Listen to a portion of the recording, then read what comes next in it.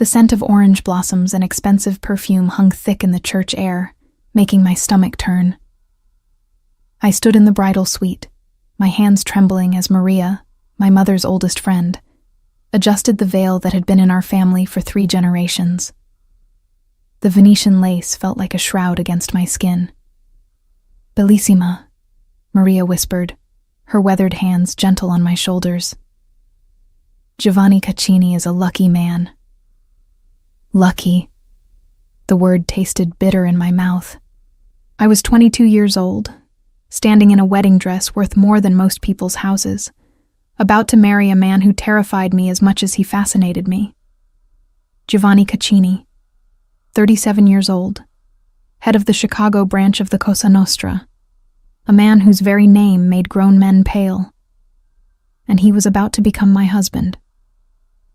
Through the closed door, I could hear the murmur of voices from the cathedral. Every important family in the organization was here. The Morettis from New York, the Russos from Boston, the Salvatores from Detroit. This wasn't just a wedding. It was a political statement, a consolidation of power, a promise of alliance between the Benedetto and Caccini families. I was the promise, the offering, the pretty prize wrapped in white silk and family duty. My reflection stared back at me from the full-length mirror. The dress was exquisite, custom-made in Milan with a fitted bodice that emphasized curves I'd been taught to hide, and a flowing skirt that made me look like something out of a fairy tale. My dark hair was swept up in an elaborate style, the veil cascading down my back like a waterfall of lace. Diamond earrings, a gift from Giovanni, glittered at my ears. I looked like a bride. I felt like a sacrifice. The door opened and my father entered, resplendent in his tuxedo. Dante Benedetto was a handsome man, even at 55, with silver threading through his dark hair and the kind of presence that commanded attention without effort. But it was the expression on his face that made my blood run cold. Something was wrong. "Papa?" My voice came out smaller than I intended. He closed the door behind him with deliberate care, and the click of the latch sounded like a gunshot in the quiet room. Maria took one look at his face and quickly excused herself, leaving us alone. "Chiara." My father's voice was strained. "Sit down." "I don't want to sit down." Fear crystallized in my chest. "What's happened? Is Giovanni—" "Giovanni is fine."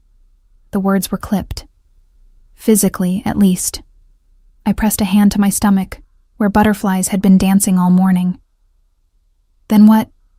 "He's called it off." The world tilted. I gripped the back of a chair to steady myself.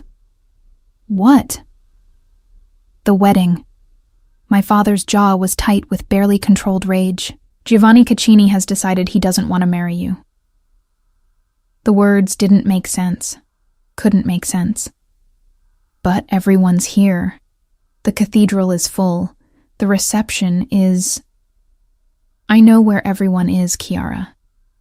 My father's voice cracked like a whip. Giovanni made his announcement 10 minutes ago, in front of everyone. He stood at the altar and told the priest, told the families, told God himself that he would not be taking you as his wife. Humiliation crashed over me in waves. I couldn't breathe. Couldn't think. Couldn't process what I was hearing. "Why?" The question emerged as barely a whisper. He didn't offer an explanation. My father moved to the window, his back rigid. He simply said he'd made a mistake, that the marriage wouldn't proceed, that he wouldn't be bound to a woman he doesn't want. Doesn't want. The words burrowed into my chest like bullets. I had spent months preparing for this wedding, months accepting my fate, making peace with marrying a man 15 years my senior, a man whose reputation was built on violence and fear. I had convinced myself that I could make it work, that I could be the wife he needed, that maybe, eventually, we could build something real. And he didn't want me. "The families are in chaos," my father continued, his voice hard. The Morettis are demanding explanations. The Russos are questioning Giovanni's stability. The Salvatoris are already discussing what this means for existing alliances. He turned to face me, and I saw something I'd never seen before in my father's eyes. Pity. You understand what this means for you, don't you? I understood perfectly. In our world, a woman rejected at the altar was tainted goods. It didn't matter that I'd done nothing wrong. The speculation would be vicious. Did she displease him somehow? Is there something wrong with her? Maybe she isn't pure? The whispers would follow me everywhere, destroying any chance I had of a respectable marriage. I was ruined. I want to see him. The words surprised me as much as they surprised my father. Chiara, I want to see Giovanni. My voice was stronger now, fueled by a rage I didn't know I possessed. If he's going to destroy my life, he can at least tell me why to my face. My father studied me for a long moment. Then he nodded once, sharply. He's in the sacristy. But Chiara, be careful. Giovanni Caccini is not a man who tolerates confrontation, especially not from women. I didn't care about toleration. I didn't care about protocol or respect or any of the rules I'd been taught since birth. Giovanni Caccini had just humiliated me in front of every important person in our world. The least he could do was look me in the eye while I fell apart.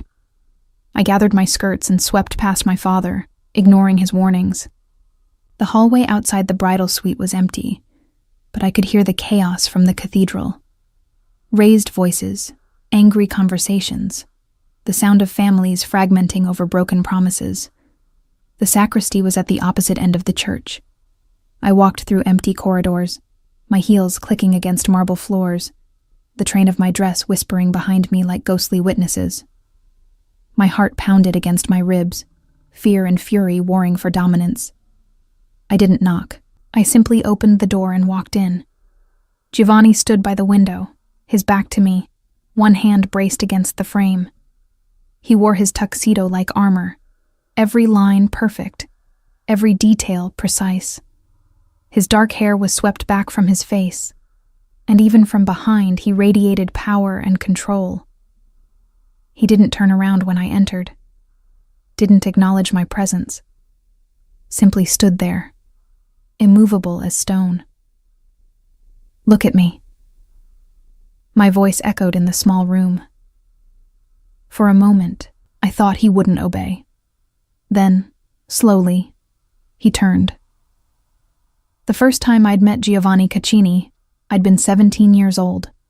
He'd come to my father's house for a business meeting, and I'd been instructed to serve coffee. I'd been terrified of him then. This tall, imposing man with eyes like winter storms, and a presence that seemed to consume all the air in any room he entered. But I'd also been fascinated. There was something magnetic about his intensity, something compelling about the way he moved through the world with absolute certainty. 5 years later, that fascination had turned into something more complicated, something I'd convinced myself could be the foundation of a marriage. Now, looking at him, I felt only betrayal. Chiara. My name on his lips was flat, emotionless. You owe me an explanation. I moved further into the room, my dress rustling. You stand me up at the altar, humiliate me in front of everyone, destroy my reputation, and you won't even tell me why. His jaw tightened. That was the only indication he'd heard me. This isn't personal. Not personal? My laugh was sharp, bitter. How is this not personal, Giovanni? You agreed to marry me. Our families arranged this union. I prepared for months to be your wife. And now, minutes before we're supposed to exchange vows, you decide you don't want me? How is that anything but personal? You wouldn't understand. Then make me understand. My voice rose despite my efforts to control it. Tell me what I did wrong. Tell me why I'm not good enough. Tell me something, anything, that makes sense of this. He moved toward me then, and I instinctively took a step back. Giovanni noticed, and something flickered in his eyes. Pain, maybe, or regret. But it was gone so quickly I might have imagined it. You didn't do anything wrong, Kiara. His voice was low, controlled. This is about me, about what I can and cannot accept in my life. And you can't accept me.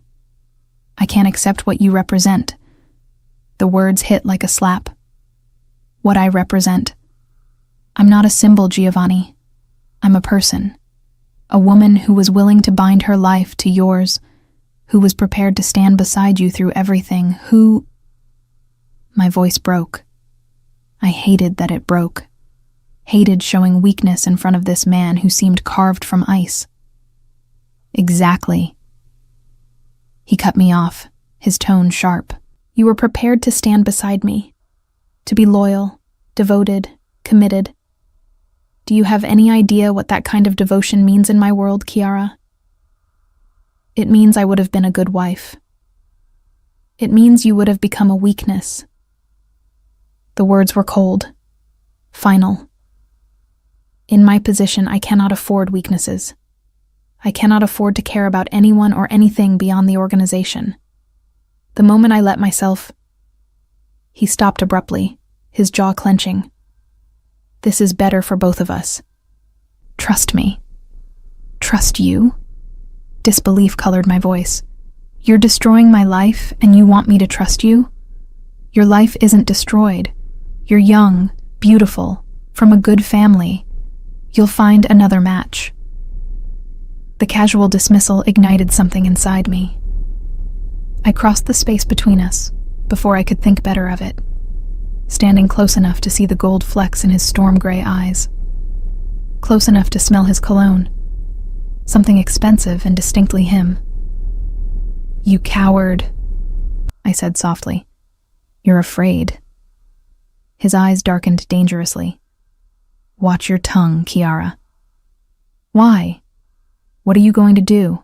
Humiliate me further? Destroy what's left of my reputation? I tilted my head back to meet his gaze. You're the head of the most powerful crime family in Chicago. Men fear you. Rival organizations avoid direct conflict with you. But you're terrified of one thing, feeling something real for someone. You know nothing about me. I know you're running. From me. From this marriage. From the possibility that you might actually have to care about someone other than yourself. His hand shot out, gripping my arm. Not painfully, but firmly enough that I couldn't pull away. Don't presume to understand my choices. Then explain them. I held his gaze, refusing to flinch. Make me understand why you'd rather destroy both our futures than take a chance on... I stopped myself before saying too much. On what? His voice was dangerous now, quiet in a way that made my pulse race. On love? On building something real? Is that what you think this marriage was supposed to be, Kiara? Some fairy tale where the princess tames the beast? I never thought you were a beast, Giovanni. I thought you were a man. A complicated, dangerous man. Yes, but still a man capable of being a husband. I paused. I was wrong, wasn't I? You're not a man. You're exactly what everyone says you are. A monster who cares about nothing but power. The words hung between us, sharp and cutting. For a moment, I saw something break in his expression. Something vulnerable and raw. Then it was gone, replaced by the cold mask he wore so well. He released my arm and stepped back. Get out, Kiara. Gladly. I gathered my skirts, preparing to leave with what little dignity I had remaining. But at the door, I paused and looked back at him. You're right about one thing, Giovanni. You can't afford weaknesses, and God help you when you finally realize that by pushing away anyone who could love you, you've made yourself the weakest man in this city. I left before he could respond. My vision blurred with tears I refused to let fall until I was alone. Behind me, I heard the crash of something shattering against a wall. Good. Let him destroy things. Let him rage. It changed nothing. Giovanni Caccini had rejected me, and now I would have to live with the consequences. 3 months passed like a slow death. I became invisible in my own home, a ghost drifting through rooms that suddenly felt too small, too suffocating. My mother stopped meeting my eyes at breakfast. My younger sister whispered with her friends and fell silent when I entered a room. Even the household staff treated me differently, with pity poorly disguised as respect. The rejection had done exactly what Giovanni must have known it would do, destroyed my standing in our world. Marriage proposals dried up completely. Men who might have been interested before now avoided me at family gatherings. I was damaged goods, tainted by a rejection I couldn't explain and a humiliation I couldn't escape. My father, to his credit, tried to maintain normalcy. But I saw how the other families treated him now. The whispers about his daughter, the speculation about what I must have done to disgust Giovanni Caccini so thoroughly. Dante Benedetto's reputation suffered because of me, and there was nothing I could do to fix it. I spent my days reading in the library, going for supervised walks in our gardens, existing but not living. At night, I lay awake wondering what was wrong with me, what Giovanni had seen that made him run, what deficiency I possessed that made me unworthy of being his wife. The anger had faded, replaced by something worse: resignation. This was my life now, a cautionary tale. The girl who almost married Giovanni Caccini and wasn't enough to keep him. It was a Tuesday afternoon when everything changed again. I was in the library, curled up in my favorite chair with a book I wasn't really reading, when my father burst through the door. His face was pale, his movements jerky with barely controlled panic. "Pack a bag," he ordered without preamble. "Enough for a week. Do it now." I set down my book, alarm spiking through me. "Papa, what's happened?" "Just do as I say, Chiara. Quickly." I'd been raised to obey my father without question, so I went to my room and pulled out a leather weekender bag. My hands shook as I packed clothes, toiletries, essentials. Through my window, I could see unusual activity in our courtyard. More security than normal. Men with guns positioned at strategic points. Maria knocked and entered without waiting for permission. Her face was drawn with worry as she helped me pack more efficiently than my panicked fumbling allowed. "What's going on?" I asked her quietly. "There's been a betrayal," she whispered, glancing at the door. "Someone close to your father has been feeding information to the Vitale family. They're planning something big, and the Benedettos are no longer safe in Chicago."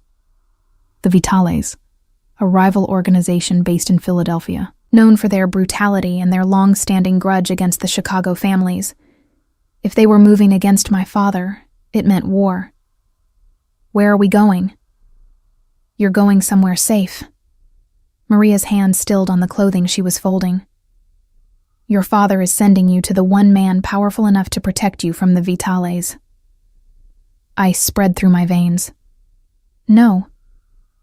"Giovanni Caccini has offered his protection." "No." I backed away from the bag. "I won't go to him. I won't give him that satisfaction." "Chiara, this isn't about satisfaction or pride." Maria gripped my shoulders. "The Vitales are ruthless. If they get their hands on you, they'll use you against your father in ways you can't even imagine. Giovanni's compound is fortified. His men are loyal. You'll be safe there." "I'd rather die than beg Giovanni Caccini for protection." "It's not begging, Chiara. It's survival." She cupped my face gently. "And you're not going alone. Your father has negotiated terms. Giovanni will provide protection, but there's a price." Of course there was a price. Men like Giovanni Caccini never did anything out of the goodness of their hearts. "What price?" "The marriage he rejected 3 months ago." Maria's voice was soft but firm. "He'll agree to marry you properly this time, giving you his name and his full protection. In exchange, your father will support Giovanni's expansion into new territories and provide intelligence on the Vitale's operations." A bitter laugh escaped me. "So I get to marry the man who humiliated me, And this time it's because he needs something from my father. How romantic. Chiara, don't. I pulled away from her touch. Don't tell me this is for the best, or that everything happens for a reason. Giovanni made his choice 3 months ago. He doesn't want me, remember? He said I was a weakness he couldn't afford. Whatever his reasons were then, he's willing to overlook them now. Maria's expression was troubled. Your father believes Giovanni will honor the marriage this time. The threat to you is real, Chiara. If the Vitalis get you... I know. I closed my eyes, fighting back tears. I know what they'll do. I've heard the stories. The Vitalis didn't just kill their enemies.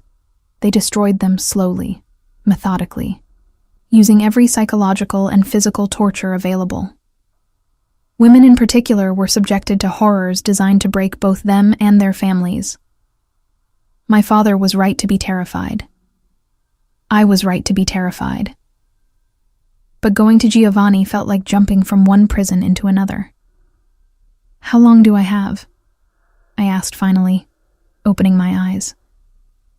Your father wants you gone within the hour. Giovanni is sending a security team to escort you to his compound. Of course he is. I returned to the bag, mechanically adding more items. Can't trust the Benedettos to transport their own daughter safely. It's not about trust. It's about firepower. Maria helped me zip the bag. Giovanni's men are better trained, better armed. They'll get you there alive, which is all that matters right now. The drive to Giovanni's compound took 45 minutes through Chicago's outskirts into an area I'd never been. The security team was exactly as Maria described, professional, heavily armed, and completely silent. I sat in the back of an armored SUV, watching the city give way to suburbs, and then to the isolated estate where Giovanni Caccini conducted his business and his life. The compound was impressive in a terrifying way. High walls topped with security cameras and what looked like razor wire. A gate that required multiple checkpoints. Guards positioned at regular intervals, all carrying automatic weapons with casual familiarity. This wasn't a home. It was a fortress. We passed through 3 separate security points before the SUV finally stopped in front of a massive stone mansion. Italian Renaissance style. All elegant lines and understated luxury. It should have been beautiful. Instead, it felt like a mausoleum. One of the guards opened my door. Mr. Caccini is waiting inside, Signorina. Of course he was. Giovanni probably enjoyed watching me arrive like a prisoner being delivered to her cell. I stepped out of the vehicle, my chin high despite the fear churning in my stomach. The afternoon sun was warm, but I felt cold. A woman appeared in the doorway of the mansion. Older, perhaps 60, with kind eyes and graying hair pulled back in a neat bun. Miss Benedetto, she greeted me with a slight Italian accent. I'm Rosa, Mr. Caccini's housekeeper. Welcome. Welcome, as though I was a guest rather than a refugee. I followed her inside, my heels clicking against marble floors that probably cost more than a year of most people's salaries. The interior was exactly what I'd expected. Expensive, tasteful, and utterly lacking in warmth. Dark wood, neutral colors, artwork that looked original rather than reproduced. A home designed to impress rather than to comfort. Mr. Caccini asked me to show you to your rooms, Rosa continued, leading me up a sweeping staircase. He thought you might want to rest and refresh yourself before speaking with him. How considerate. Giovanni was probably hoping I'd regain some composure before whatever confrontation was coming. I followed Rosa down a long hallway to a suite of rooms that made my bedroom at home look like a closet. A sitting area, a bedroom with a 4-poster bed draped in silk, a bathroom with both a shower and a soaking tub, and a walk-in closet already filled with clothes in my size. Mr. Caccini had these items purchased for you, Rosa explained, noticing my gaze. If anything doesn't fit or isn't to your taste, just let me know. We can have alterations made or new items brought in. I ran my fingers over a silk blouse, anger simmering beneath my carefully controlled exterior. Giovanni had prepared for my arrival, had purchased an entire wardrobe, had set up these rooms like a gilded cage designed specifically for me. "When does he want to see me?" I asked, my voice flat. "Whenever you're ready, signorina. There's no rush." There was always a rush with men like Giovanni. Every moment was calculated, every action purposeful. If he was giving me time, it was because he wanted me off balance, uncertain, vulnerable. "Tell Mr. Caccini I'll see him now." I met Rosa's eyes. "I don't need to rest or refresh myself. Let's get this over with." Rosa hesitated, then nodded. "Follow me, please." She led me back downstairs to a different wing of the mansion. We stopped outside a heavy wooden door, and Rosa knocked once before opening it. "Miss Benedetto, sir." "Thank you, Rosa." Giovanni's voice came from inside, that same controlled baritone that had haunted my dreams for months. I stepped into what was clearly his office, all dark wood and leather furniture, with floor-to-ceiling bookshelves and windows overlooking the grounds. Giovanni stood behind a massive desk, his hands braced on the surface, his eyes fixed on me with that same intense focus I remembered from our last encounter. He looked different. Older, maybe. More tired. There were shadows under his eyes that hadn't been there before, and his jaw was tight with tension. "Chiara," my name again, but this time there was something in his voice I couldn't quite identify. "Giovanni." I remained by the door, maintaining distance. "I understand I'm to be your prisoner for the foreseeable future." "You're not a prisoner." He straightened, coming around the desk. "You're under my protection." "Is there a difference?" "Yes." He stopped a few feet away, hands sliding into his pockets. The gesture should have made him look casual. Instead, it emphasized the coiled tension in his frame. A prisoner is here against their will. You're here because the alternative is being tortured and killed by the Vitales. So my choice is marry you or die. I kept my voice steady. "Very romantic, Giovanni. You really know how to sweep a woman off her feet." His jaw tightened. "Your father and I have an arrangement." "I know what the arrangement is." I cut him off. "I'm not stupid. You need my father's support for your expansion plans, and he needs your protection for his daughter. It's a business deal. Just like the first wedding attempt, except this time you're actually going through with it, because the benefits outweigh your fear." Something flashed in his eyes. Fear? That's what it was, wasn't it? I took a step closer, anger giving me courage. 3 months ago, you rejected me because you were afraid. Afraid of what I represented. Afraid of caring about someone. Afraid of being vulnerable. And now circumstances have forced your hand. So you're accepting what you ran from before. You don't know what you're talking about. Don't I? Another step. We were close enough now that I could see the muscle ticking in his jaw, could smell that familiar cologne. Tell me, Giovanni, what changed? Did you suddenly realize I'm not a weakness after all? Or did you just decide that the strategic advantages of this marriage outweigh your precious emotional walls? He moved so fast I didn't have time to react. One moment he was standing still. The next his hand was wrapped around my wrist, pulling me close enough that I had to tilt my head back to maintain eye contact. You want to know what changed? His voice was dangerously soft. I'll tell you. 3 months ago, I convinced myself that staying away from you was noble, that I was protecting you from the darkness of my world, from becoming a target because of your association with me. I told myself you'd be better off with someone else, someone less dangerous, someone who could give you a normal life. His grip tightened fractionally. And then I watched you suffer for my decision. I watched your family's reputation crumble because of my rejection. I watched you become a ghost, barely existing, destroyed by humiliation I inflicted. I watched you turn invisible in your own home, and I realized my nobility was just cowardice dressed up in self-righteous justification. I tried to pull away, but he held firm. Let go of me. Not until you hear this. His other hand came up, fingers curling around the back of my neck, in a gesture that was both possessive and gentle. The Vitales targeting your family was the excuse I needed, a way to protect you that looked like strategy rather than emotion.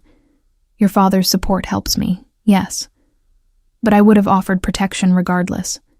I would have married you regardless. Because 3 months of living with what I did to you was hell, Kiara, and I won't waste another day pretending I don't want you as my wife. My breath caught. This was different from 3 months ago. This wasn't rejection disguised as protection. This was possession, raw and unfiltered. You don't get to do this, I whispered. You don't get to break me and then decide you want me after all. That's not how this works. I know. His thumb traced along my jaw. I know I destroyed your trust. I know I humiliated you in the worst possible way. I know I have no right to ask for a second chance, but I'm asking anyway, because the alternative, letting you go, watching someone else claim you, is worse than any punishment I can imagine. What about what I want? My voice shook despite my efforts to control it. What if I don't want to marry you? What if I'd rather take my chances with the Vitales than bind myself to a man who made me feel worthless? Something broke in his expression. Then I'll protect you anyway. I'll keep you safe. Ensure your father's position is secure, and let you go when the threat passes. But Kiara... His voice dropped even lower. Don't ask me to watch you marry someone else. Don't ask me to stand aside while another man gets what I threw away. I'm not that strong. The admission hung between us, raw and honest. I wanted to hold on to my anger, my hurt, my righteous fury at being rejected and humiliated. But looking into Giovanni's storm-gray eyes, I saw something I'd never seen before. Vulnerability. Real, unguarded vulnerability from a man who showed the world nothing but ice and control. If I agree to this, I said slowly, if I marry you, things will be different this time. How? You don't get to claim me and then keep me at a distance. You don't get to call me your wife while treating me like a possession. You wanted me enough to beg for a second chance? Then you'll have to actually let me in. All the way in. No walls, no protection, no more cowardice disguised as nobility. His eyes darkened. You don't know what you're asking. I know exactly what I'm asking. I held his gaze. I'm asking for the truth. All of it. About who you are, what you do, what scares you. I'm asking to be your partner, not your trophy. I'm asking for the real Giovanni Caccini, not the mask everyone else gets to see. For a long moment, he was silent. Then slowly, he nodded. You'll have it. All of it. But Kiara... His grip on my neck tightened almost imperceptibly. Once you see all of me, you might wish you'd kept the wall between us. That's my choice to make. Then make it. His voice was rough. Marry me. Be my wife. Let me prove I can be the man you deserve instead of the coward who ran. I should have said no. Should have demanded time to process everything that had happened. Should have protected what was left of my heart from a man who'd already proven he could destroy me. But looking at Giovanni, feeling the warmth of his hands on my skin, seeing past his control to the desperation beneath, I found myself saying the word that would change everything. Yes. His eyes closed briefly, relief washing over his features. Then they opened again, dark and intense. And I saw hunger there that made my pulse race. This time will be different, he promised. This time, I won't let fear win. You'd better not, I pulled back enough to meet his gaze properly. Because I won't survive being rejected by you twice, Giovanni. This is your only chance to get it right. Then I'll get it right. He pressed his forehead to mine. Even if it kills me. The wedding was scheduled for 1 week later. No grand cathedral this time. No 500 guests bearing witness. Just a private ceremony in Giovanni's estate chapel with immediate family and a handful of trusted associates. My father insisted on attending despite the danger, bringing extra security that Giovanni's men coordinated with military precision. In the days leading up to the ceremony, I saw little of Giovanni. He was occupied with managing the Vitale threat, meeting with allies, fortifying defenses. But at night, I'd hear him pacing the hallway outside my rooms, his footsteps a restless rhythm that matched my own sleeplessness. On the third night, I couldn't take it anymore. I opened my door to find him standing there, one hand raised as though he'd been about to knock. We stared at each other for a long moment, the silence heavy with unspoken words. "Can't sleep?" I asked, though the answer was obvious from the shadows under his eyes. "I keep thinking you'll change your mind."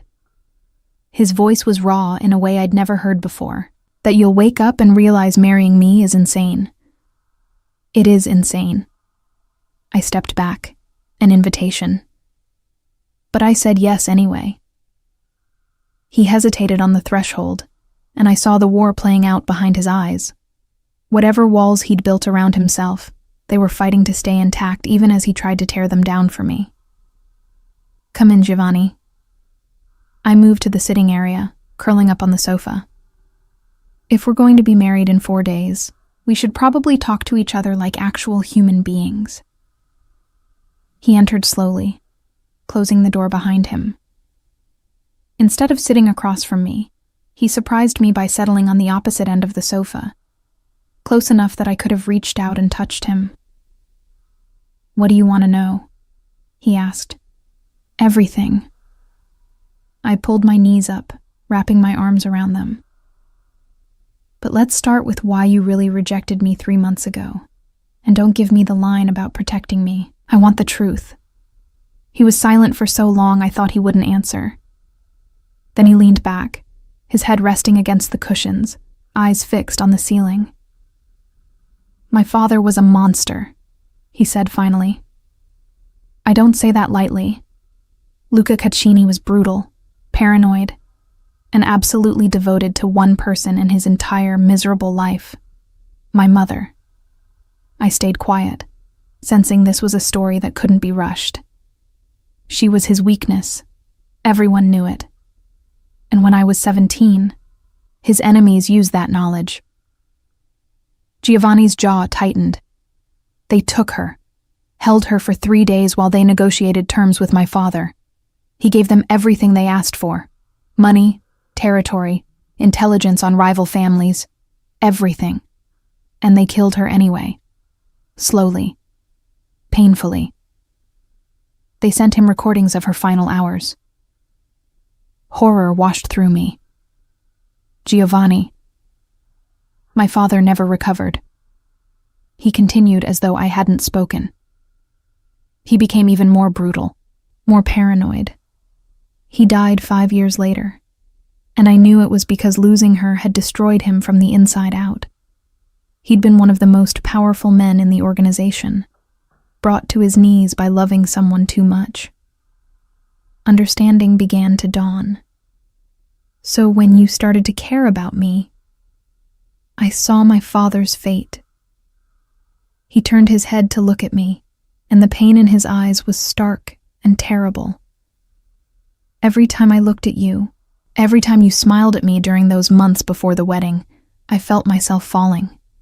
And I panicked, because caring about you meant giving my enemies a weapon they could use against me. It meant becoming vulnerable in a world where vulnerability gets you killed. So you pushed me away. I convinced myself it was the right thing to do. His hand clenched into a fist on his thigh. That you'd be safer if you weren't associated with me. That I'd be stronger without the distraction of worrying about you. I stood at that altar 3 months ago, and told myself I was being noble. But you weren't. No. The word was heavy with regret. I was being a coward. I let fear make my decisions, and you paid the price for it. Your reputation, your standing in the families, your sense of self-worth. I destroyed all of it because I was too afraid to admit I'd fallen in love with you. My breath caught. He'd said the words so casually, as though they weren't world-altering. You loved me? Love. He corrected, his eyes holding mine. Present tense. I love you, Kiara. I've loved you since you were 20 years old and spilled wine on your dress at your father's birthday party. You laughed instead of crying, made a joke about it being a fashion statement, and kept serving guests like nothing had happened. In that moment, I saw your strength, your grace under pressure, your refusal to be embarrassed by small failures. And I was lost. Tears pricked my eyes. Then why didn't you? Because love terrifies me more than any enemy I've ever faced. He shifted closer, his hand reaching out to brush a strand of hair from my face. But these past 3 months showed me something worse than fear. Living without you, knowing I'd hurt you, watching you fade, seeing what my cowardice cost you. That was hell, Kiara. Real, tangible hell. So when the Vitale situation gave you an excuse, I took it. He cupped my face, his thumb tracing my cheekbone. Selfishly, desperately took it. I know that makes me a bastard. I know I'm using your fear and your father's desperation to get what I want. But I can't bring myself to regret it, because the alternative is losing you permanently. I leaned into his touch despite myself. You hurt me, Giovanni, more than anyone ever has. I know. I spent months thinking I was worthless, that something was wrong with me, that I was so fundamentally flawed you couldn't even look at me without disgust. Kiara, his voice broke. And now you expect me to just accept that it was all fear, that you loved me the whole time but were too much of a coward to act on it. I pulled back, anger and hurt warring in my chest. Do you have any idea how that makes me feel? Tell me. He moved closer, his intensity almost overwhelming. Tell me exactly how it makes you feel. Yell at me. Hit me if you need to. I deserve all of it. I don't want to hit you. I stood, pacing to the window. The grounds were dark except for security lights, making the world beyond the glass feel distant and unreal. I want to understand how someone can claim to love me while doing something so deliberately cruel. Because I'm broken, Kiara. He stood too, but didn't approach. My father's paranoia, his brutality, his eventual destruction. It's in my blood. I grew up watching love become a weapon, watching devotion become a death sentence. When I felt myself caring about you, every instinct I'd developed screamed at me to run. So you did. So I did. He moved behind me, close enough that I could feel his warmth. And I've regretted it every day since. Not just because I hurt you, though that alone is enough to condemn me, but because I missed 3 months of being with you. 3 months of conversations like this. 3 months of learning who you really are beneath the perfect princess facade your family taught you to wear. I turned to face him and found him closer than I'd expected. You don't know me at all, Giovanni. You fell in love with an idea. A girl in a wine-stained dress who laughed at herself. But I'm not that simple. I know. His hand came up, fingers tangling gently in my hair. That's what this week is for. Learning each other. Really learning. Not just surface observations. I want to know what keeps you awake at night. What makes you laugh until your stomach hurts. What you dream about when you let yourself imagine a future that's yours to choose. I dream about being more than someone's wife. The admission escaped before I could stop it. More than a pawn in family negotiations. I dream about mattering for who I am, not who I'm connected to. You matter to me." His voice was fierce. "Not because you're a Benedetto. Not because marrying you serves my interests. You matter because you're Chiara, stubborn, brave, strong enough to stand in this room and call me a coward to my face. You are a coward. I was."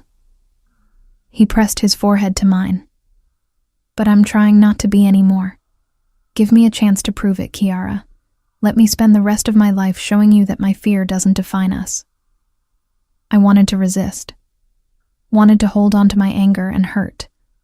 But standing this close to Giovanni, feeling the tremor in his hands as they framed my face, seeing the vulnerability he was offering me, I felt something shift inside my chest.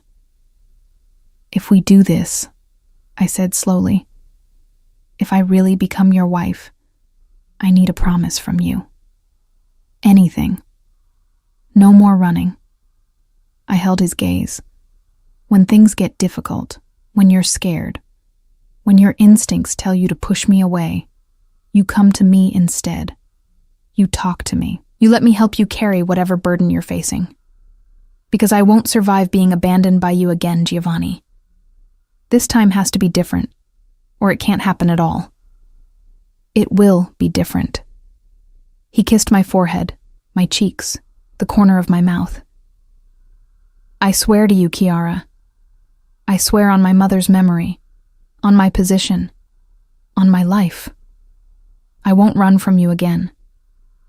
When I'm scared, you'll be the first to know. When I'm tempted to pull away, I'll pull you closer instead. I'll fight every instinct I have if it means keeping you. You'd better." I tilted my head back, an invitation I wasn't sure I should be offering, but couldn't seem to stop. "Because I'm done being the understanding, patient princess. If you hurt me again, I'll make you regret it in ways you can't even imagine." His smile was slow and devastating. I'd expect nothing less. Then he was kissing me, really kissing me for the first time, not the chaste kiss we'd shared once before the failed wedding, but something deep and claiming, and absolutely electric. His hands tightened in my hair, angling my head for better access, and I melted against him without thought or hesitation. This was what I'd imagined during those months of preparation. This connection, this heat, this sense of being wanted, with an intensity that bordered on desperation. Giovanni kissed me like he was starving, and I was sustenance, like he'd been drowning and I was air. When we finally broke apart, we were both breathing hard. He rested his forehead against mine, eyes closed, jaw tight with restraint. 4 more days, he said roughly. 4 more days and you'll be my wife. Legally, officially mine. I'm not property, Giovanni. No. His eyes opened, dark and intense. You're so much more than that. You're my salvation, Chiara. The thing that might actually save me from becoming my father. The weight of that confession settled over us both. I saw the truth of it in his eyes. He wasn't just marrying me for protection or strategy. He was marrying me because he believed I could somehow redeem him, could pull him back from the darkness he'd been raised in. It was too much responsibility, too much pressure. But looking at him, I realized I wanted to try anyway. Then let me save you, I whispered. But you have to let me all the way in, Giovanni. No more walls, no more protection. If I'm going to be your wife, I need to see all of you, even the parts you think will scare me away. They will scare you. Maybe. I reached up, tracing the line of his jaw. But they won't make me leave. Not anymore. I've already survived your worst, Giovanni. I think I can handle the rest. He caught my hand, pressing a kiss to my palm. 4 days, and then I'll spend the rest of my life proving you made the right choice. You'd better, I said again, but this time there was no anger in it, only hope. The wedding ceremony was nothing like I'd imagined as a little girl. No flowing white gown, no cathedral full of flowers, no fairy tale moment of walking down an endless aisle. Instead, I wore a simple cream silk dress, held a small bouquet of white roses, and stood in Giovanni's private chapel with less than 20 people watching. But when Giovanni took my hand and spoke his vows, looking into my eyes with an intensity that made my breath catch, I realized this was better than any fairy tale. This was real, raw, two broken people choosing each other despite every logical reason not to. I, Giovanni Caccini, take you, Chiara Benedetto, as my wife, he said, his voice steady but rough with emotion. I promise to protect you, cherish you, and never again let fear guide my actions where you're concerned. I promise to be the man you deserve, even when it terrifies me. When it was my turn, I spoke the words I'd been rehearsing in my head for days. I, Chiara Benedetto, take you, Giovanni Caccini, as my husband. I promise to stand beside you, challenge you when you need it, and remind you that strength and vulnerability can coexist. I promise to be your partner in all things, even when the path ahead is dark. The priest pronounced us husband and wife, and Giovanni kissed me like he was claiming something precious he'd almost lost. In that moment, surrounded by witnesses who understood exactly what this union meant, I felt something settle in my chest. This was right. Complicated, messy, and potentially disastrous, but right. The reception was held in Giovanni's formal dining room, an intimate dinner rather than a grand celebration. My father gave a short toast that was equal parts blessing and warning, reminding Giovanni that the Benedetto family protected their own. Giovanni's response was simple. So do the Caccinis, and Chiara is a Caccini now. Hearing my new name spoken aloud sent a thrill through me. Mrs. Giovanni Caccini. It should have felt like a cage. Instead, it felt like armor. After dinner, Giovanni led me to a different wing of the mansion, his private quarters. The master suite was even more impressive than the guest rooms I'd been occupying, with a massive bed that looked custom-made, a sitting area with a fireplace, and floor-to-ceiling windows overlooking the gardens. This is our room now, Giovanni said, watching my face carefully. If you'd prefer separate spaces, I can arrange. No. I cut him off, surprising myself with the certainty in my voice. We're married, Giovanni. Actually married this time. That means sharing a room, sharing a bed, sharing a life. Something heated in his eyes. Are you sure? We can take this slowly. I don't expect... What don't you expect? I moved closer, emboldened by the way his gaze tracked my movements. That I'd want to consummate our marriage? That I'd want my husband to actually touch me? His jaw clenched. Chiara. You've spent months convinced I'm too fragile, too innocent, too pure for your dark world. I stopped directly in front of him. But I'm stronger than you think, Giovanni, and I'm tired of being treated like I'll break. I don't think you'll break. His hands came up to frame my face. I think I will. Touching you, having you. It makes you real in a way that terrifies me, because now I have something to lose. You've always had something to lose. I leaned into his touch. You just didn't admit it until circumstances forced your hand. But we're here now, married, committed. So stop being afraid and touch your wife. The words were barely out of my mouth before he was kissing me, deeper and more demanding than before. His hands moved from my face to my waist, pulling me flush against him, and I felt his restraint cracking with every passing second. Tell me to stop, he murmured against my lips. Tell me you need more time, and I'll wait. I'll wait forever if that's what you need. I don't need time. I reached for the buttons of his shirt. I need you to stop treating me like I'm made of glass. He caught my wrists, his breathing harsh. If I start, I won't be gentle. I won't be the tender, careful lover you probably imagined. I'll claim you, Chiara. Completely. Are you ready for that? Looking into his storm-gray eyes, seeing the hunger and possession and desperate need there, I made my choice. Yes. What followed was exactly what he'd promised. Not gentle, not careful, but absolutely consuming. Giovanni made love to me like he was trying to imprint himself on my soul, like he was terrified I'd disappear if he didn't hold tight enough.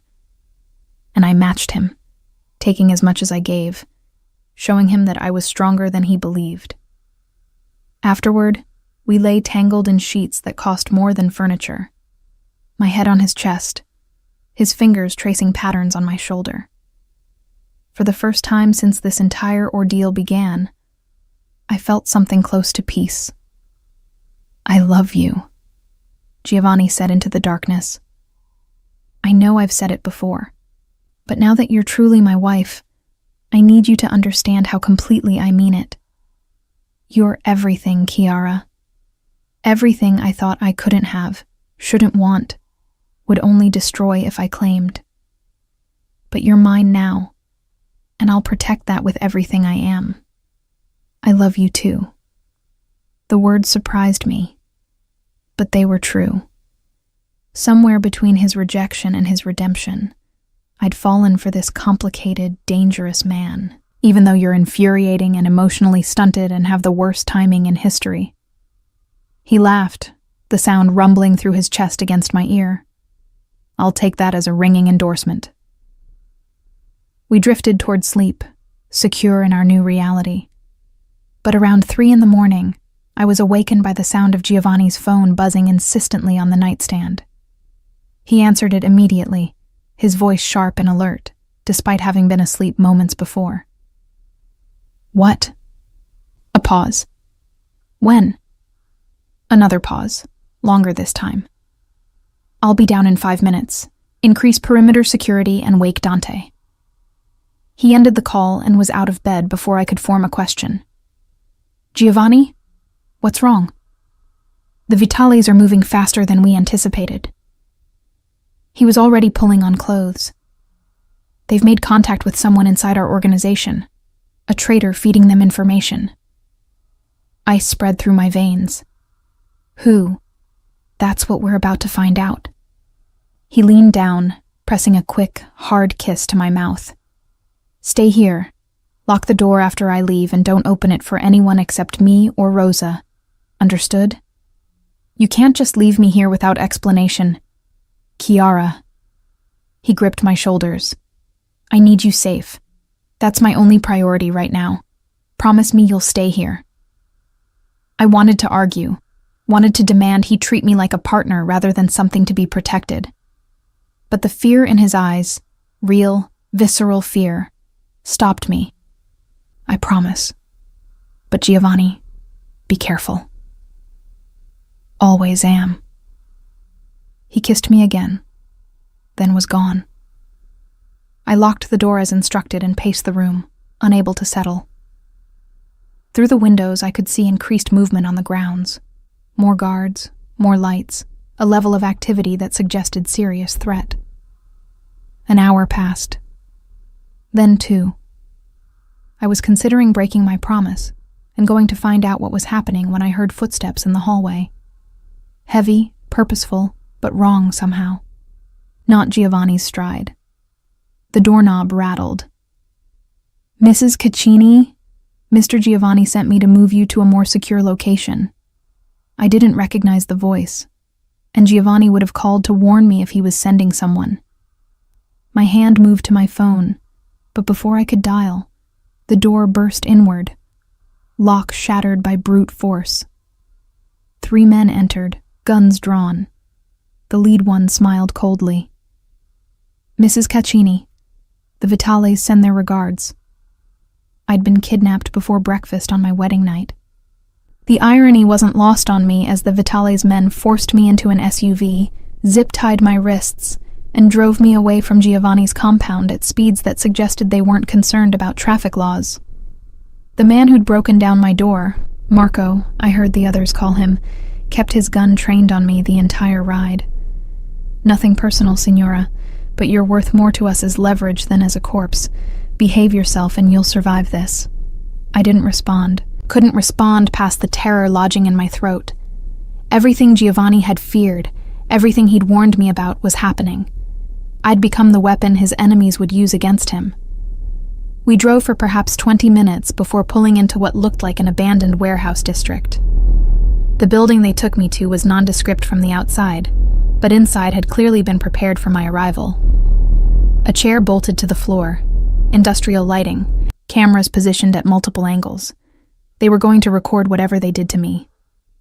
Send it to Giovanni as proof I was alive and in pain. Comfortable. Marco pushed me into the chair, securing my zip-tied wrists to the arms with additional restraints.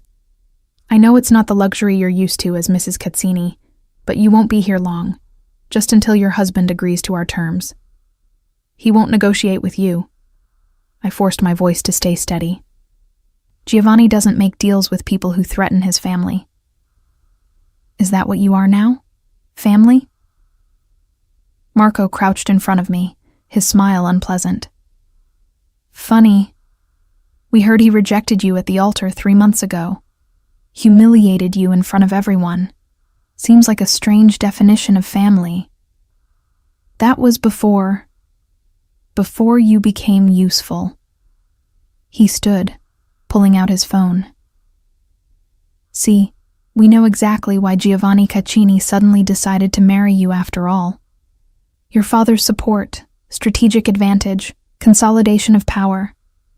You're not his wife, Signora. You're his asset. And now you're ours. The words stung because they echoed my own fears. Was I really Giovanni's wife, or just a convenient solution to multiple problems? He'd said he loved me, but how much of that was real versus strategic? Marco began filming. Giovanni Caccini, by now you've discovered your bride is missing. We have her, and she's unharmed, for now.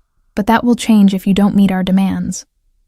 He listed terms I barely processed, focused instead on staying calm, on not giving them the satisfaction of seeing me break. When he finished recording, Marco sent the video and turned back to me.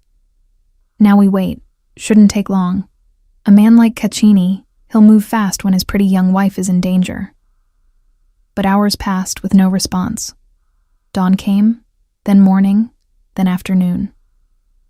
Marco grew increasingly agitated, making calls, snapping at his men, checking his phone compulsively. He's not responding, one of the others said nervously. Maybe he doesn't care as much as we thought. He cares. Marco's voice was sharp. He has to care. She's his wife. But doubt was creeping in. For me, for Marco, for everyone in that warehouse. What if Giovanni had decided I wasn't worth the cost?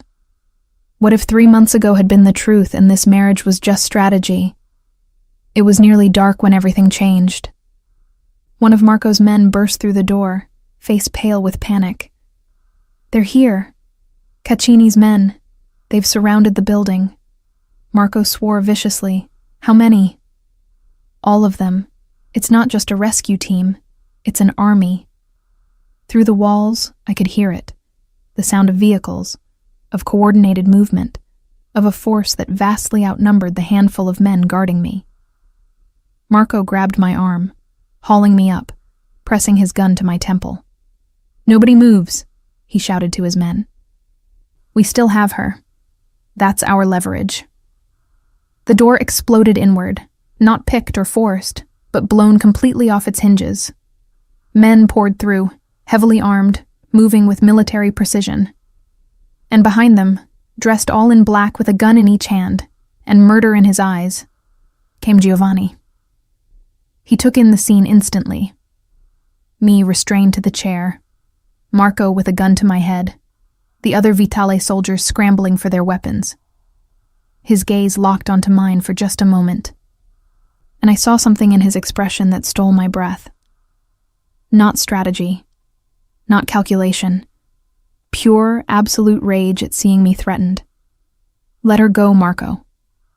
Giovanni's voice was deadly calm. Let her go, and I'll consider making your death quick. I don't think so. Marco's hand shook against my temple. She's my ticket out of here. You back off or I blow her head off right now." "No, you won't." Giovanni advanced slowly, his guns never wavering. "Because the second you pull that trigger, there's nothing stopping me from tearing you apart with my bare hands. And trust me, Marco, you want the bullet more than you want what I'll do to you if you hurt my wife." "Stay back." Marco's desperation was palpable. "I'm warning you, Caccini." Everything happened simultaneously. Giovanni fired, the shot so precise it grazed Marco's gun hand, making him drop the weapon with a howl of pain.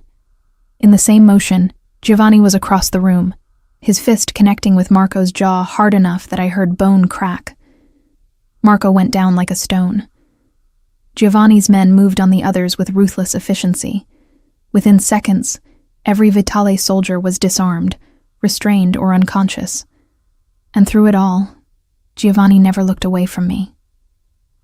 He holstered his guns and crouched in front of my chair, his hands gentle as they worked to free the restraints. "Are you hurt? Did they touch you?" "I swear to God, Chiara, if they laid one finger on you." "I'm fine." My voice broke on the words. "I'm fine, Giovanni. Just scared." The restraints fell away, and he pulled me into his arms, holding me so tightly I could barely breathe. His whole body was shaking, not with fear, but with barely controlled violence. "I thought I'd lost you. When I found your room destroyed, your phone left behind, no sign of you." His voice cracked. "I thought I'd failed you. Again."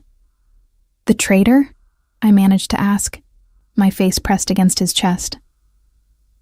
"Already dealt with."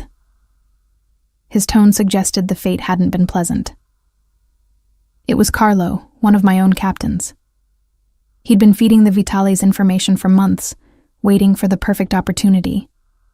Taking you was supposed to be my breaking point, the thing that would force me to negotiate from weakness. But you didn't negotiate. No.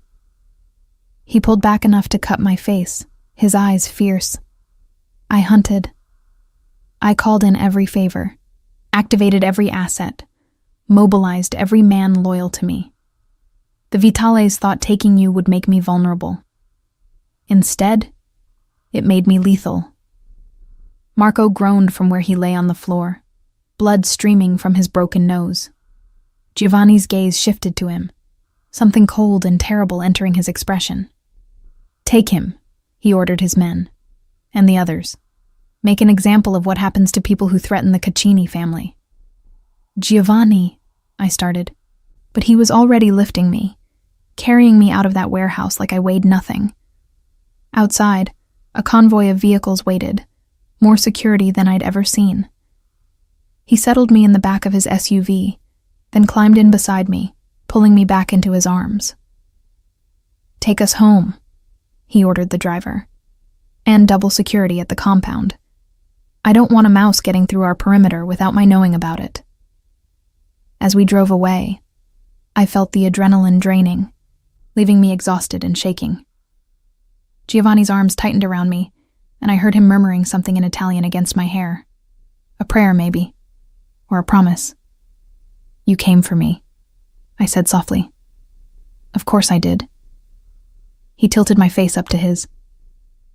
"You're my wife, Chiara, my wife. Not an asset, not a strategy, not a convenient alliance. Mine. The woman I love more than power or territory or my own life. Did you think I'd leave you to them?" Marco said. I stopped, unsure how to voice the fear. "What did he say?" "That you only married me for strategic reasons, that I was useful to you, nothing more." Giovanni's expression darkened. "I'm going to take special care with Marco's punishment." He pressed his forehead to mine. "Listen to me, Chiara. Listen carefully. I married you because I love you, because living without you was hell, because you're the only real, honest, good thing in my entire dark world. Yes, the timing was convenient. Yes, your father's support helps me, but I would have married you regardless. I would have protected you regardless. You are not a strategy. You're my everything. Tears slipped down my cheeks. I was so scared. Not just of them, but of what it meant. That you'd rejected me once and maybe never again. His voice was fierce. I will never again give you reason to doubt how much you mean to me.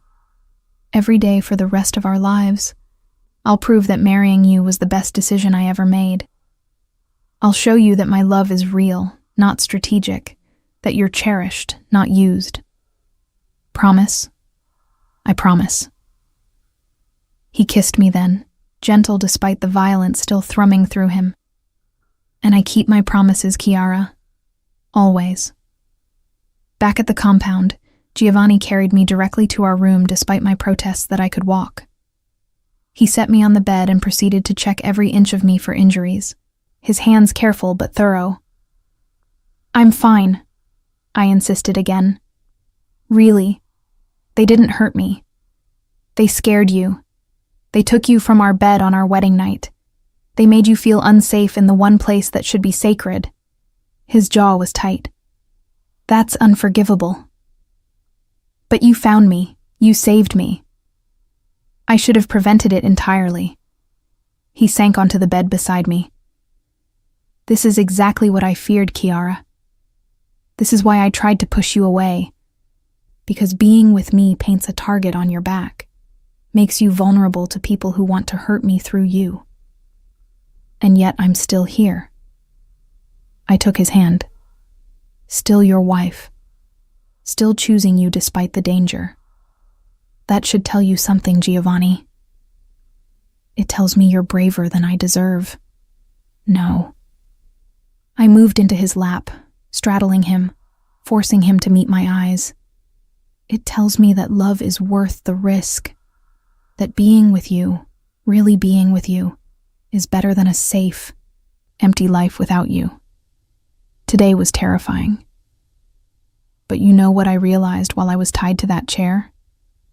What? That I trust you completely. Even when I was scared, even when hours passed without rescue, I knew you were coming. I knew you wouldn't leave me there. That trust, Giovanni, that's what makes this work. Not your power, not your resources, not your ability to protect me from every threat. Just the simple certainty that you'll always come for me. He pulled me close, burying his face in my neck. I will. Always. No matter what it costs. No matter what I have to destroy to get to you. I will always come for you. We stayed like that for a long time, holding each other, letting the reality of what had happened and what it meant sink in. I'd been tested and proven. Not fragile, not helpless, not the weakness Giovanni had feared. Strong enough to survive his world, strong enough to be his true partner. The Vitales won't stop, I said eventually. Today was just the beginning. I know. His arms tightened around me, but they made a mistake. They showed me exactly how far I'll go to protect you. And now every family, every rival, every enemy knows. Touching Chiara Caccini means facing the full wrath of my organization. They've turned you from a perceived weakness into the most dangerous woman in Chicago. How do you figure? He pulled back to look at me, and his smile was dangerous. Because anyone who threatens you threatens the one thing I'll burn the world to protect. That makes you untouchable, Chiara. Sacred. Mine. The aftermath of my kidnapping rippled through the organization like shockwaves. Giovanni's response to the Vitales was swift and merciless. Within a week, their operations in Chicago were dismantled, their leaders either dead or fleeing the city. The message was clear. Threaten the Caccini family and face annihilation. But the real change was in Giovanni himself. He became simultaneously softer with me and harder with everyone else. He moved meetings to accommodate my schedule, included me in strategic discussions, asked my opinion on matters he'd never shared with anyone before. It was as though surviving the kidnapping had proven something to him. That I wasn't a fragile thing to be protected, but a partner to be trusted. 2 months after the wedding, I woke to find Giovanni already dressed, standing by the window of our bedroom with his phone pressed to his ear. His expression was troubled, and I heard enough of the conversation to know something was wrong. "How long?" he asked whoever was on the other end. "And you're certain?" A pause. "I see. Thank you for the information." He ended the call and stood there, his back rigid with tension. "Giovanni?" I sat up, pulling the sheet around me. "What's happened?" "That was Marco Benedetto." He turned to face me, and I saw something in his expression that made my breath catch. "Your cousin. He's been investigating something for me these past weeks." "Investigating what?" "The circumstances around the Vitale attack." Giovanni moved to sit on the edge of the bed. "How they knew exactly when and where to take you. How they got through our security so easily. How they knew the layout of our compound well enough to strike at the precise moment I was occupied elsewhere." Ice spread through my veins. "Another traitor?" "Not exactly." His jaw tightened. "Marco found evidence that the attack was facilitated by someone with intimate knowledge of both Benedetto and Caccini operations. Someone who benefited from creating chaos between our families. Someone who wanted me destabilized, questioned, potentially removed from power." "Who?" "Antonio Russo." The name hit like a physical blow. "He's been working with a faction within the Cosa Nostra that believes I'm becoming too powerful, too unpredictable. They see my marriage to you as a sign of weakness, evidence that I'm allowing personal feelings to cloud my judgment." I thought of Antonio, one of Giovanni's oldest allies, someone who'd been at our wedding. But why? What does he gain? "My position." Giovanni's voice was flat. "If I fall, Antonio is positioned to take control of the Chicago operations. He's been building support quietly for months, using my rejection of you 3 months ago as proof that I'm unstable. When I changed course and married you after all, it reinforced his narrative, that I make impulsive decisions based on emotion rather than strategy. So he arranged for the Vitales to take me. Not directly. He simply ensured they had the information and opportunity they needed. He wanted me to either fail to rescue you, proving I was weak, or to overreact to your kidnapping, proving I was emotionally compromised." Giovanni's hand clenched into a fist. Either outcome would have given him the ammunition he needed to challenge my leadership. The complexity of the betrayal was staggering. "What are you going to do?" "What I have to do." He met my eyes. "Antonio Russo will be dealt with, permanently, along with anyone else who supported his coup attempt. By tomorrow night, every traitor in my organization will be eliminated." The cold certainty in his voice reminded me exactly who I'd married. Not just a man, but a mafia boss. Someone capable of ordering deaths with the same ease most people ordered dinner. "Giovanni, don't ask me to show mercy, Chiara." His voice was hard. "These men tried to have you killed. They put you in danger to serve their own ambitions. I won't allow that to go unpunished." "I'm not asking for mercy." I moved closer, taking his face in my hands. "I'm asking you to be smart about this. If you eliminate everyone Antonio's been talking to, you'll create a power vacuum. Other families will see it as weakness, as paranoia.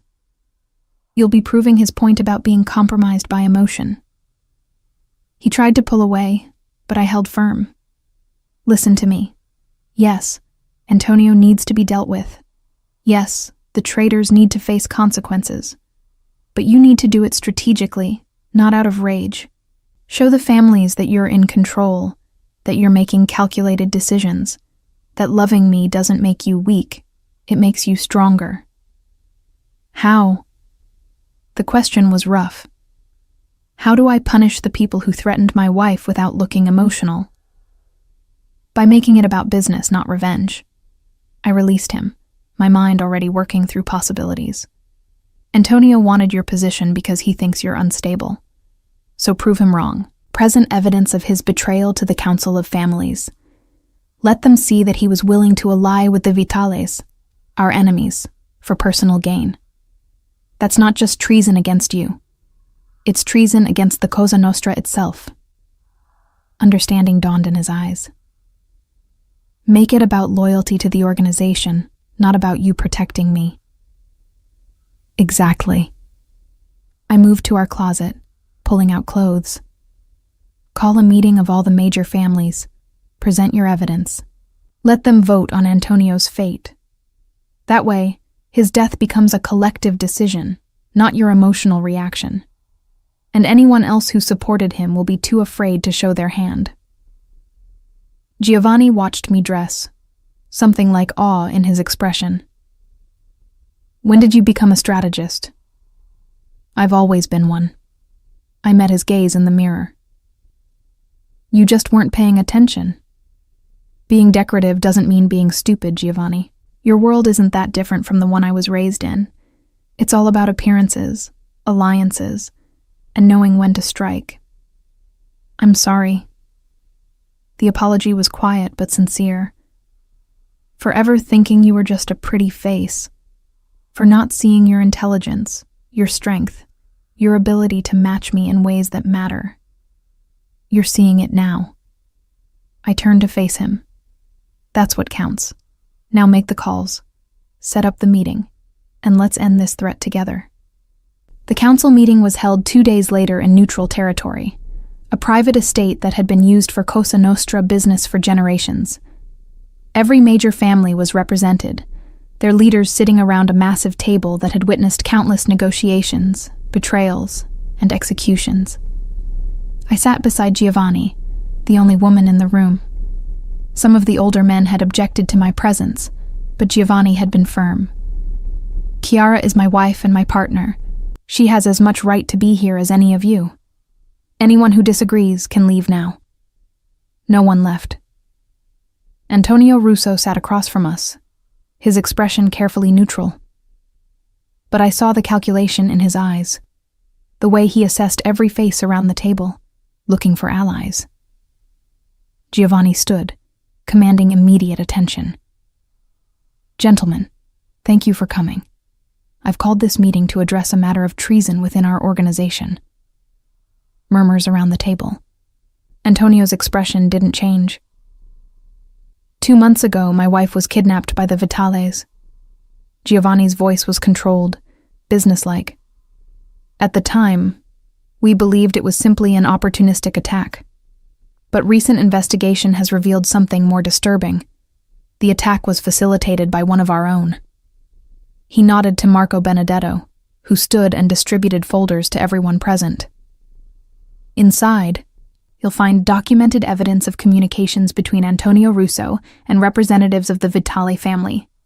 Dates, times, content of conversations. You'll see that Russo provided detailed information about Caccini's security protocols, building layouts, and my schedule on the night of my wife's kidnapping. Antonio finally reacted, his face paling. That evidence is fabricated. Is it? Giovanni cut him off coldly. Because we also have testimony from 3 of your associates who were present during planning meetings. Men who were smart enough to come forward when they realized the magnitude of what you were planning. Around the table, men were reading the documents with increasingly grave expressions. The evidence was damning. Messages, recorded conversations, financial transactions. Everything needed to prove Antonio's guilt beyond doubt. But the real question, Giovanni continued, isn't just about what Antonio did to me personally. It's about what his actions represent. He allied with our enemies. He gave them intelligence that could have been used against all of us. He prioritized his personal ambition over the safety of the Cosa Nostra itself. That's not... Antonio started. You wanted my position, Giovanni interrupted, his voice like ice.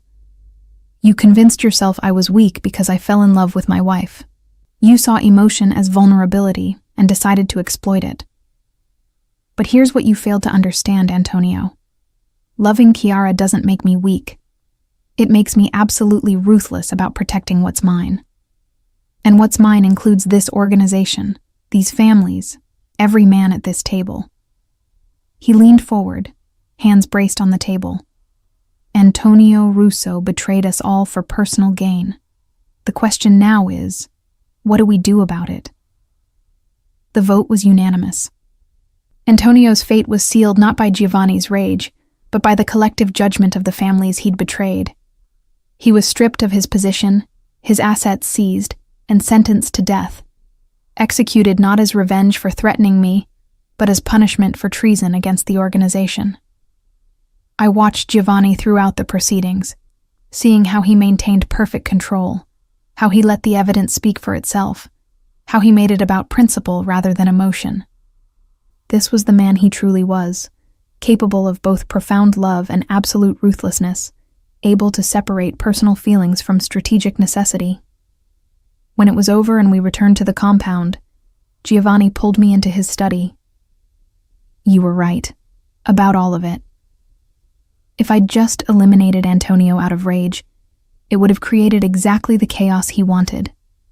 But doing it this way, making it about loyalty to the organization, everyone saw that I'm still in control. We're in control, I corrected.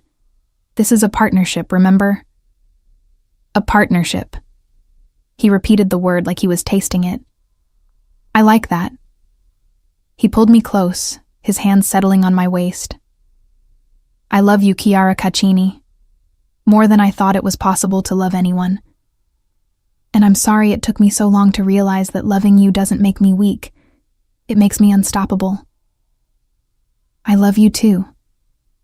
I reached up to cup his face. Even though you're complicated and dangerous and sometimes infuriatingly stubborn. Only sometimes. Don't push your luck. But I was smiling as I said it. He kissed me then, deep and claiming and full of promise.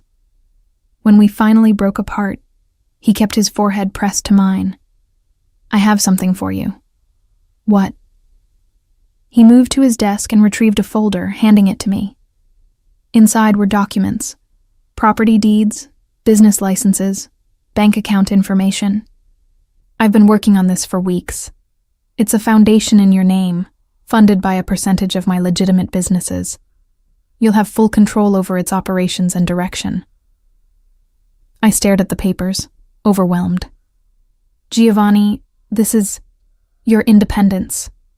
He smiled softly. You told me once that you dreamed about being more than someone's wife, about mattering for who you are, not who you're connected to. This is your chance. Build something that's entirely yours. Make a difference in ways that have nothing to do with me or the Cosa Nostra. Be Chiara Caccini, not just Mrs. Giovanni Caccini. Tears pricked my eyes. You're serious. Completely. I want you happy, Chiara. I want you fulfilled. And if that means giving you the resources to build your own empire, separate from mine, then that's what I'll do. I set the folder down and moved into his arms. Thank you for seeing me. Really seeing me. How could I not? He held me close. You're the most remarkable woman I've ever met. Smart, strong, brave enough to stand up to me when I need it. I'd be a fool not to recognize that. You were a fool, I reminded him, 3 months ago. And you married me anyway. He pulled back to look at me. Why? Really? Why did you give me a second chance after everything I put you through? Because I saw past the fear to the man beneath. I traced the line of his jaw. Because I recognized that you were broken in the same ways I was broken. Because loving you felt inevitable, even when it shouldn't have. Because... I paused, smiling. Because I'm apparently a glutton for punishment. He laughed, the sound free and genuine. Lucky for me. Lucky for both of us. I kissed him softly. We get to build this life together, on our terms, creating something real out of what started as duty and strategy. Something real, he echoed. I like that too. We stood there in his study, wrapped in each other, looking out at the grounds as the sun set. This was our life now, complicated, dangerous, built on foundations that weren't traditional or easy. But it was ours, and that made it perfect. 3 years later, I stood in the nursery of our compound, rocking our daughter to sleep. Lucia was 6 months old, with Giovanni's dark hair and my green eyes, and she'd wrapped both of us completely around her tiny fingers. Giovanni appeared in the doorway, leaning against the frame with that expression he reserved only for me and Lucia. Unguarded, soft, completely in love. "She asleep?" he whispered.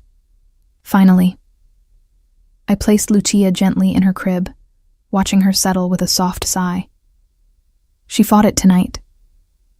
She gets that stubborn streak from you." He moved behind me, arms coming around my waist, his chin resting on my shoulder as we both watched our daughter sleep. "From me? You're the most stubborn person I know." "Was," he corrected.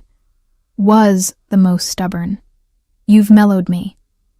I laughed softly. "Is that what we're calling it? What would you call it? Redemption." I turned in his arms to face him. "You became the man you were always meant to be. It just took meeting the right person to show you the way." "No." He cupped my face, his eyes intense even in the dim nursery lighting. "It took meeting you. Specifically you. No one else could have done what you did. Stood up to me, challenged me, loved me even when I didn't deserve it. You saved me, Kiara. From my father's legacy, from my own fear, from a life where power was the only thing that mattered.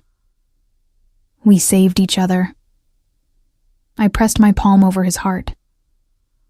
"You showed me I could be strong. That being cherished and being powerful weren't mutually exclusive. That love could be fierce and protective without being suffocating. Best decision I ever made," he murmured, "was finally getting out of my own way and marrying you." "Second best decision," I corrected with a smile. "First best was letting me be your partner rather than just your wife. Partners." He kissed me softly. "In everything. Forever." As we left the nursery, his hand firmly in mine, I thought about the journey that had brought us here. The rejection, the humiliation, the fear and danger and impossible choices. None of it had been easy. None of it had been what I'd imagined when I was a girl dreaming of her wedding day. But looking at the life we'd built, the foundation I ran that helped women escape abusive situations, the security we'd created for our daughter, the partnership we'd forged from ashes and mistakes, I wouldn't change any of it, because Giovanni Caccini had claimed me as his wife. And I had claimed him right back, teaching him that love wasn't weakness, but the strongest force in the world. We were proof that even the most broken people could find redemption in each other's arms.